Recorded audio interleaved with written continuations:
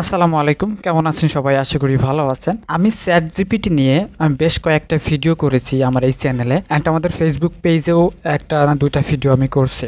তো ChatGPT কেমন powerful সবাই মোটামুটি জানেন। তো আজকের এই ভিডিওতে অনলি ChatGPT ইউজ করে আমরা একটা ক্যালকুলেটর বানাবো। এখন ক্যালকুলেটর কেমন হবে তার একটা ওভারভিউ আমরা আগে দিয়ে নিই। এমন একটা ক্যালকুলেটর আমরা বানানোর চেষ্টা করব ChatGPT দিয়ে। তো এখানে দেখি আমাদের ক্যালকুলেটর কাজ করছে কিনা।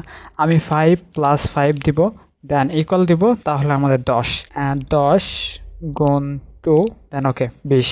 এখান থেকে ক্লিয়ার করতে পারবো। এখান থেকে প্রত্যেকটা বাটন এখান থেকে আমি ক্লিক করে করে কাজ করাতে পারতেছি। তো এটা কিভাবে তৈরি করতে হয় বা কিভাবে তৈরি করব সম্পূর্ণ বিষয়টা আজকের ভিডিওতে দেখানোর চেষ্টা করব ইনশাআল্লাহ। তো এটি তৈরি করার জন্য আমাদেরকে সর্বপ্রথমে ChatGPT অবশ্যই ওপেন করতে হবে। ChatGPT সম্পর্কে যারা জানেন না, আমাদের আরও কয়েকটি ভিডিও আছে, সেটা দেখে আসতে পারেন। আর ChatGPT হলো একটা চ্যাটবট, একটা ওয়েবসাইট যেটা ওপেন এআই এর তৈরি। এখান থেকে আপনি যে কোনো প্রবলেম সলভ বলেন বা যে কোনো কিছু আপনি এআই দিয়ে তৈরি করে নিতে পারবেন। তো তারই পরিপ্রেক্ষিতে আমি ChatGPT দিয়ে একটা ক্যালকুলেটর তৈরি করব।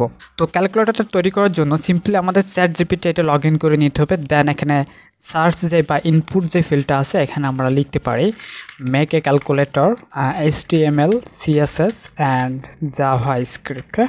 এই তিনটা দিয়ে আমরা একটা ক্যালকুলেটর তৈরি করতে পারবো। সিম্পল আমরা এন্টার করব। তো এখানে অলরেডি আমাদের কাজ করা শুরু করে দিয়েছে। অ্যান্ড দেখি আমরা একটু ওয়েট করব। ক্যালকুলেটর তৈরি করতে বেশি হ্যাসাল পোহাইতে হবে না আর কি। তো এই ক্যালকুলেটরটা যদি আপনি ম্যানুয়ালি তৈরি করতে চাইতেন তাহলে বেশ কিছু কোড আপনাকে লিখতে হতো। তো এটার মাধ্যমে আপনি চাইলে খুব ইজিলিভাবে জাস্ট বলতেছেন make a calculator, HTML, CSS and JavaScript. প্রথমে HTML লিখে দিচ্ছে, দেন পরবর্তী থেকে আমাদের CSS লিখে দিবে, তারপর আমাদের জাভাস্ক্রিপ্ট লিখে দিবে। তো HTML অলরেডি লিখতেছে, একটু দেখি এখানে, একটু ওয়েট করি আমরা। তো দেখতে পাচ্ছেন এখানে আমাদের যে বাটনগুলো আছে, ক্যালকুলেটরে যে বাটনগুলো থাকে সে বাটনগুলো তৈরি করছে 0.321654 এগুলো তৈরি করছে অলরেডি। আমাদের HTML ফাইলটা তৈরি করা কমপ্লিট। আমাদের CSS ফাইল তৈরি করছে। যারা মূলত একটু ওয়েব ডিজাইন ডেভেলপমেন্টটা ভালো বুঝেন বা একটু বুঝেন তাদের ক্ষেত্রে এটা বুঝতে একদমই ইজি মনে হবে আমি মনে করি, কারণ আমি ওয়েব ডিজাইন অ্যান্ড ডেভেলপমেন্টে কাজ করি, এই জন্য আর কি আমার কাছে খুব সহজ মনে হচ্ছে এটা। তো দেখতে পাচ্ছেন এখানে আমাদের কোড লিখেছে, বাট এখনো কোডগুলো শেষ করে নাই, মানে নির্দিষ্ট একটা টাইমের মধ্যে যে এটা থেমে গেছে।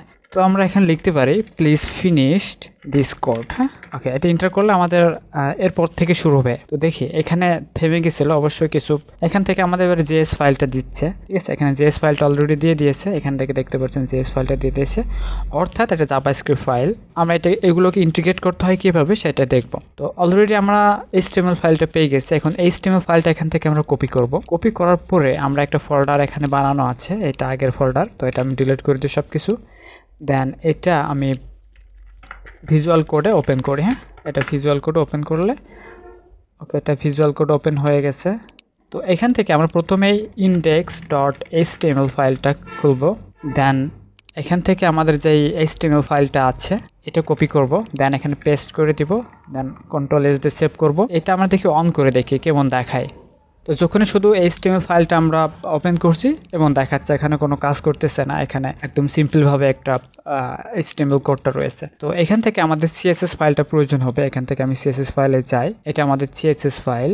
তো এখানে আমাদের একটা CSS ফাইল ক্রিয়েট করতে হবে style.css নামে। তো এখানে আসি, দেন style.css, এখান থেকে CSS ফাইলটা করে দিই। দেন আমি আউটপুটটা দেখি, আউটপুটটা এইভাবে আসছে, আগের মতো আসে নাই, তবে জাস্ট কিছুটা আসছে।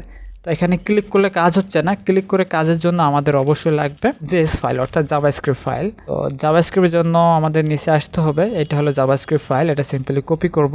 কপি করার পরে এখান থেকে script.js নামে এটা সেভ করতে হবে, script.js। ওকে, এটা পেস্ট করে দিলাম।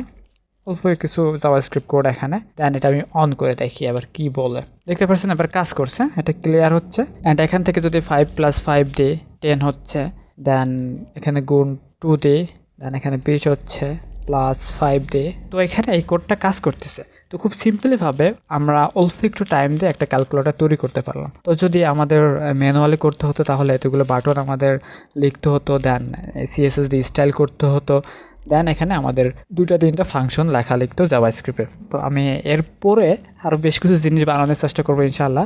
তো আমাদের সাথে থাকুন, ইনশাআল্লাহ দেখতে পারবেন। তো আজকে ভিডিও এই পর্যন্তই। এতক্ষণে সাথে থাকার জন্য অসংখ্য ধন্যবাদ। আল্লাহ হাফেজ।